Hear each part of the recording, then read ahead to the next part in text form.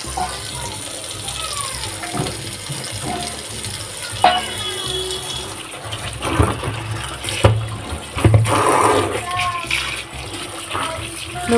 বন্ধুরা, দশভূজার দিন রাত্রিরে সবাইকে স্বাগত। আমি বুবু। আজ এসে গেছি, দেখো তো কি নিয়ে এসেছি। পাওয়া যাচ্ছে এই বছর তো পাকা আমই উঠে গেল, এখন বাজারে খুব কম দেখতে পাওয়া যাচ্ছে। এবছর আমের ফলন মনে হয় ভালো হয়নি। আবার কাঁচা আম কোথা থেকে পেলো বুবু? পাওয়া যায় ঠিকঠাক খোঁজ করলে সব পাওয়া যায়। তো যাই হোক, কীভাবে পাওয়া গেল সে বৃত্তান্ত বলছি না। এখন কাঁচা আমের সাথে এসেছে ভেলি গুড়, আর এই গুড়টা অনেক দিন পর দেখলাম। একেবারে গোল গোল, মানে এত ভালো লাগে না, মনে হয় কেকের মতো, একদম বাটি কেকের মতো দেখতে মনে হয়। আর ভীষণ ভীষণ ভালো টেস্ট হয়, ভীষণ ভালো কালার হয়। এটাকে আমি ভেলি গুড় বলেই জানি না আর কোনো নাম আছে কি না, তোমরা জানলে একটু জানিও তো কমেন্ট বক্সে এসে। তো এই যে গুড়টা, আম আর গুড় সমান সমান, আমি আজকে বানাবো গুড় আম, যাকে বলে গুড়ের আচার। এবং এই আচারটি থাকবে অনেক দিন। কড়াই খুব ভালো করে গরম করে নিয়েছি।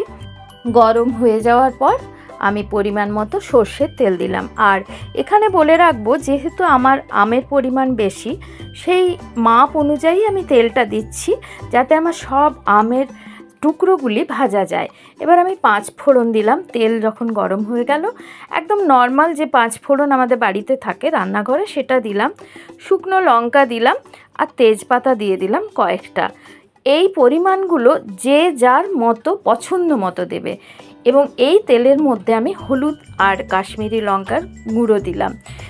যেহেতু আমগুলি আজকেই কেটেছি এবং পরিষ্কার করে ধুয়ে শুকনো করে তারপর কেটেছি, কোনো রকম জল নেই আর রোদে শুকোনোও নয়, একদম টাটকা আমের ফালিগুলি আমি ওই তেলে, যে হলুদ দেওয়া আছে সেই হলুদ তেলে খুব ভালো করে ভেজে নেব। মানে প্রত্যেকটা আম যাতে একটু ভাজা ভাজা হয়।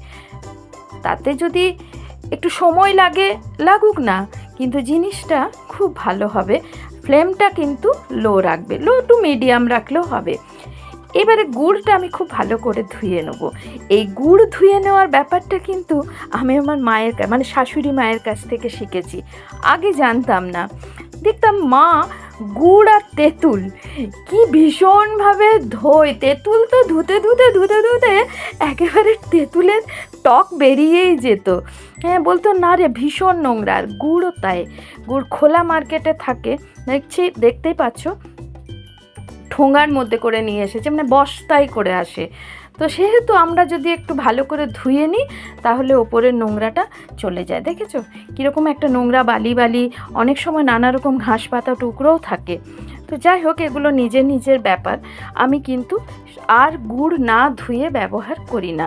এবার গুড়টা ধুয়ে নেওয়ার পর আমি একটা ছোট্ট ভারী হামুলদিস্তারি একটা লোহার টুকরো দিয়ে খুব ভালো করে গুড়টা ভেঙে নিলাম। এদিকে আমের টুকরোগুলিও আমার বেশ ভাজা ভাজা হয়ে গেছে। আর এই ভাজাটাতে না অনেকটা টক কেটে যায় আর একটা সুন্দর গন্ধ বেরোয়। আমের যে অরিজিনাল আমের যে ফ্লেভার, সেই ফ্লেভারটাই ভাজার পর বেরিয়ে আসে। এবার যেটা করব, গুড়গুলো আমি ওই কড়াইতে দিয়ে দেবো। কড়াইটা ধুলাম না, ধোয়ার দরকার নেই, ওই যে চারিপাশে তেল লেগে আছে, থাকুক না, ক্ষতি নেই। এবার একটু জল দিয়ে গুড়টাকে খুব ভালো করে ফুটিয়ে নেব। দেখতেই পাচ্ছ জল গরম হয়ে এসেছে, গুড়টাও গলে যাচ্ছে।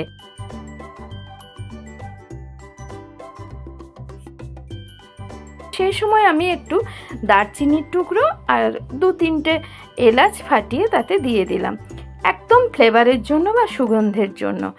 আমের টুকরোগুলো দেখতে পাচ্ছ আমি কিভাবে ভেজেছি, বেশ একটা লালচে রং ধরেছে।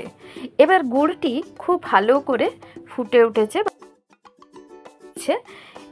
এইবার আমি এখানে একে একে দেবো স্বাদ মতো লবণ। লবণ যদি বেশি দাও বেশি দিতে পারো, যদি কম দাও কম দিতে পারো।